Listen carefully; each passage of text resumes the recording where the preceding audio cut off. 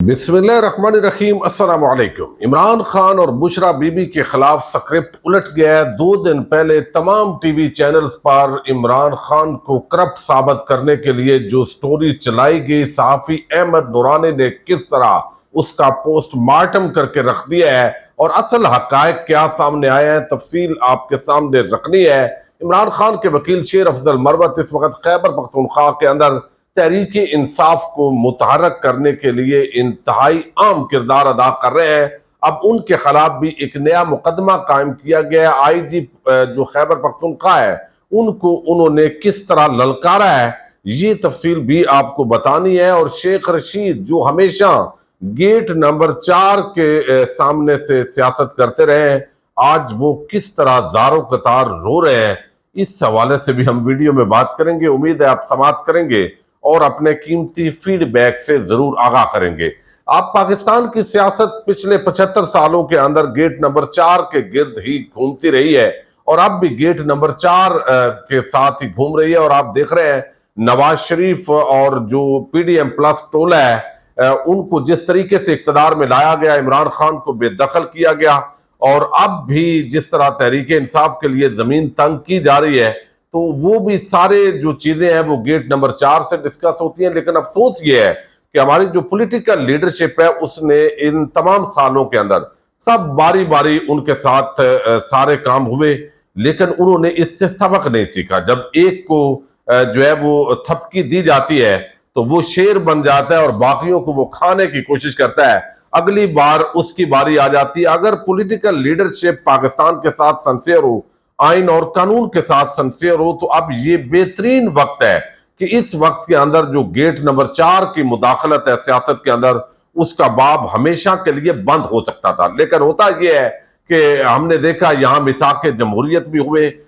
लेकिन इसके बावजूद एक दूसरे को पीपल्स पार्टी और नून लीग धोखा देती रही। फिर तहरीक इंसाफ ने उनकी जगह ली। अब तहरीक इंसाफ ने भी यकीनन बहुत कुछ सीखा होगा, सियासतदान करप्टों, चोरों, डाकुओं, लेकिन आपस के अंदर अगर आइन के अंदर रहते हुए उनका एहतसाब हो, उनकी लड़ाई हो और कोई तीसरी कुव्वत इस मामले का फायदा ना उठा सके, अगर इन चीजों पर इत्तफाक हो जाए तो इससे बड़े बेहतरी के दरवाजे खुल सकते हैं। लेकिन अफसोस यह है कि शेख रशीद साहब जिनकी सारी जिंदगी गेट नंबर 4 के गिर्द सियासत घूमी है, वो आज भी इस पर फख्र करते दिखाई देते हैं। ये बड़ा अफसोस का मकाम है। और नवाज शरीफ जो है वो अब किस तरह इससे इस्तिफादा हासिल कर रहे हैं पूरी सूरत हाल से, तो कल को जब नवाज शरीफ पकड़े जाएंगे तो कोई और जो है वो कंधा फराम करेगा, उसको थपकी दे दी जाएगी। ये असल जब तक मसला हल नहीं होगा, मेरा ख्याल है पाकिस्तान के जो मसाइल हैं वो हल नहीं हो सकते। लेकिन आज जो शेख रशीद ने बात की है,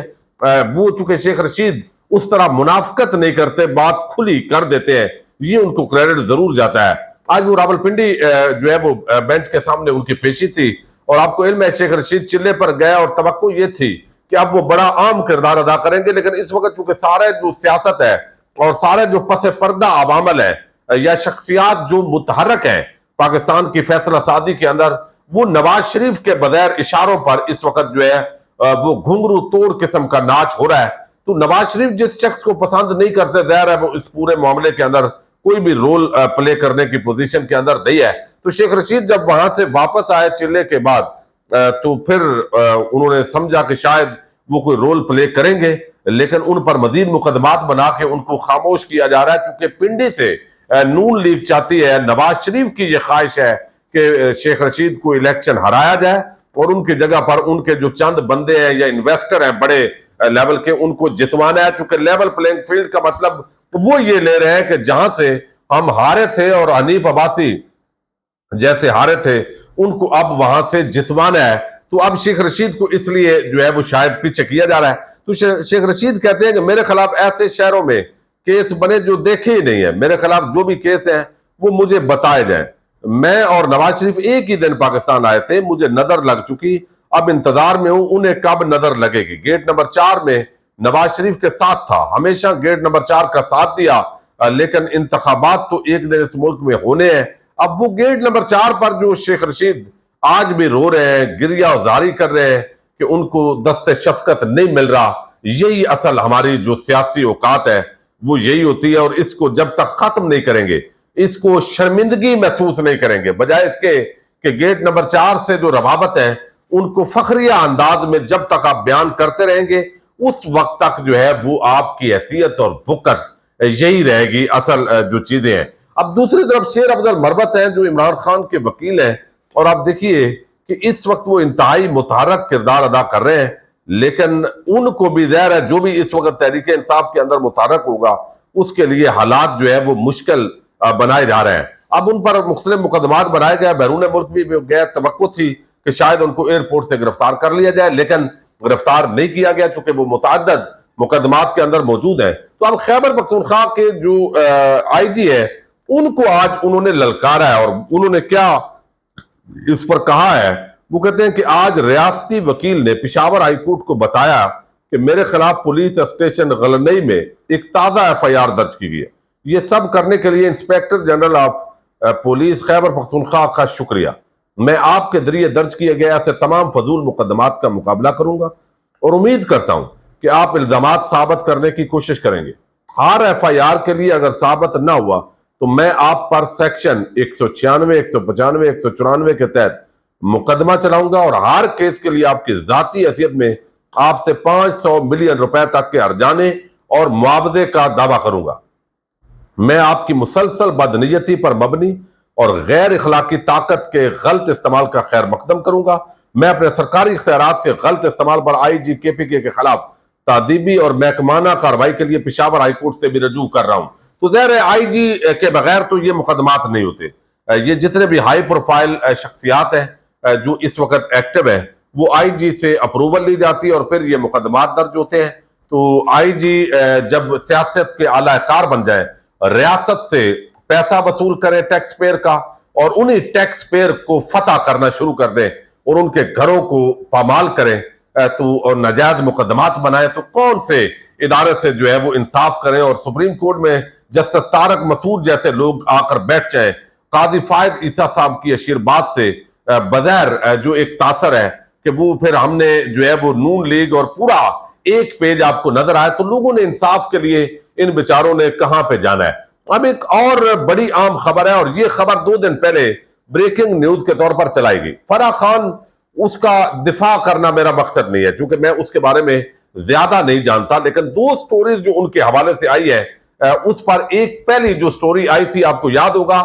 جس کے اندر چونکہ بشرا بی بی کو انوالو کرنا ہے معاملات کے اندر بظاہر ایسے لگتا ہے، تو اس کے لیے جو فرح خان ہے ان کے ساتھ ان کا تعلق ہے، ان کا پراپرٹی کا بزنس تھا، تو اس وجہ سے اب یہ ہے کہ یہ منی لانڈرنگ کا خبر چلائی گئی کہ پیسہ تھا جو عمران خان اور بشرا بی بی جو ہے انہوں نے اس بلیک منی کو وائٹ منی میں بدلنا تھا، تو پھر اس طرح ایک ملک کا جو ہے وہ پاسپورٹ لیا گیا فرح خان کی طرف سے،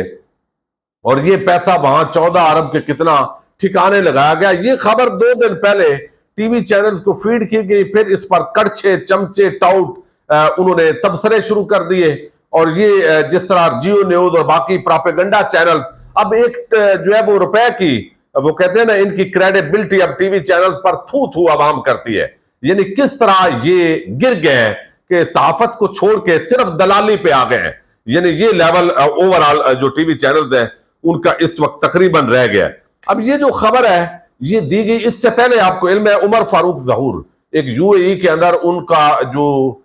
توشہ خانہ سے گھڑی کا معاملہ تھا، وہ گھڑی اور خانہ کعبہ کا ماڈل اور یہ ساری چیزیں، وہ خبر بھی ایک بنائی گئی، اور اس کے بعد پتا چلا کہ بشرا بی بی نے تو اس ڈیٹ کو سفر ہی نہیں کیا یو اے ای کا، تو وہ ساری خبر فیکٹ فوکس نے جو احمد نورانی صاحب کی وہ ویب سائٹ ہے اس پورے گروپ نے اڑا کے رکھ دی۔ تو پھر آئیں بائیں شائیں وہ تمام ٹی وی چینلز، کسی ایک بے شرم نے اس پر شرمندگی کا اظہار نہیں کیا کہ ہم نے فیک نیوز چلائی ہے۔ ڈیجیٹل میڈیا کے جو صحافی ہیں ان پر تو یہ الزام آتا ہے کہ بھئی یہ فیک نیوز پھیلاتے ہیں، ایسے کرتے ہیں، لیکن یہ جو بے حیا لوگ بے شرم ٹی وی چینلز پہ بیٹھ کے تبصرے بھی جھاڑ رہے ہیں، ان کو پتہ بھی ہے جھوٹا ہے، پراپیگنڈا اور ٹی وی مختلف جماعتوں کے اعلیٰ کار بن کے یہ جو کام کر رہے ہوتے ہیں، ان کو کوئی پوچھنے والا نہیں ہوتا، خبر فیک ثابت ہو جاتی ہے، یہ شرمندگی کا اظہار بھی نہیں کرتے۔ اب یہاں پہ اس وقت جیو ٹی وی اور بہت سارے جو چینل پراپیگنڈا ٹول کے طور پر اوورال استعمال کر رہے ہیں، جن کے بھی ہاتھ میں ہے۔ اب یہ جو خبر ہے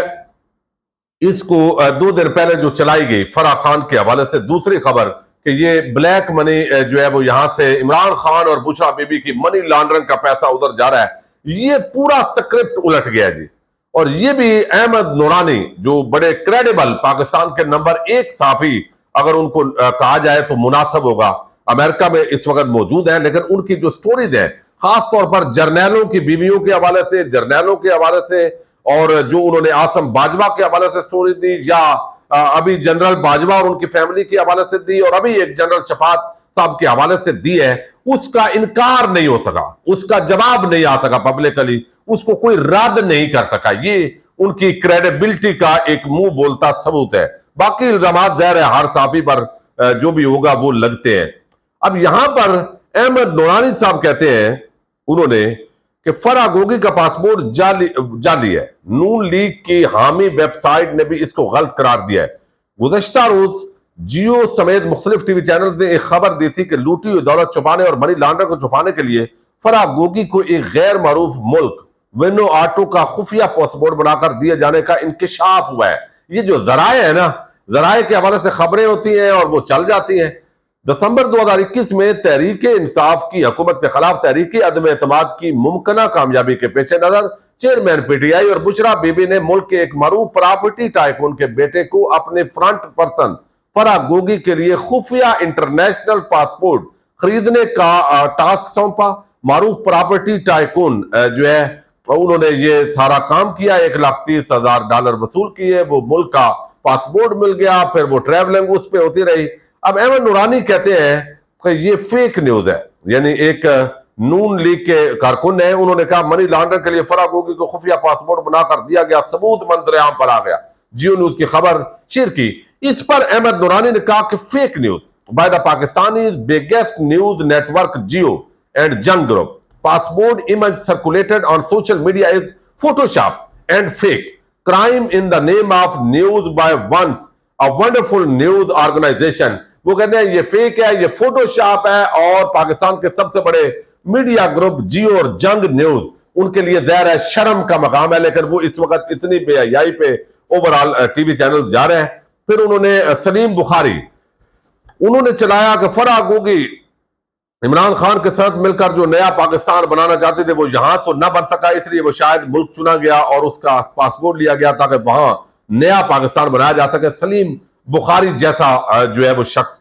جو صحافت کے اندر یہ بڑے بڑے نام سمجھے جاتے تھے لیکن کیسے چھوٹے نکلے ہیں، اس پر بھی احمد نورانی نے کہا کہ یہ فیک نیوز ہے، بھائی آپ کدھر سے چلا رہے ہو۔ اور پھر انہوں نے بتایا احمد نورانی نے کہ نون لیگ کا حامی عمار مسعود کا ایک دوست کو دا تھرسڈے ٹائمز جو چلا رہے ہیں، انہوں نے بھی تحقیق کی اور بتایا کہ یہ جو وینو آٹو کا ملک ہے جو مبینہ پاسپورٹ گردش کر رہا ہے وہ ظاہری طور پر درست دکھائی نہیں دے رہا۔ تو یہ پوری جو سٹوری ہے آپ دیکھیے ٹی وی چینلز پر چلا دی جاتی ہے، ٹی وی چینلز وہ فیک خبریں دے دیتے ہیں ذرائع کے حوالے سے، اس کے بعد وہ جھوٹے نکلتے ہیں۔ تو عمران خان کو نواز شریف اور شہباز شریف کی طرح منی لانڈرنگ کرنے والا، کرپٹ ثابت کرنے کے تمام دعوے وہ اب تک جو ہے وہ جھوٹ ثابت ہوئے ہیں۔ یہ جو سکرپٹ دیا گیا ٹی وی چینلز کو یہ بھی جھوٹا ثابت ہوا ہے۔ بادی و نظر میں جو احمد نورانی ہے انہوں نے یہ سارا کچا چٹا کھول دیا ہے۔ اب اس کا کوئی نہ تو اس پہ کوئی شرمندگی کا اظہار کرے گا، نہ اس فیک نیوز چلانے پہ کوئی قوم سے معافی مانگے گا۔ اس وقت یہ جو ہے وہ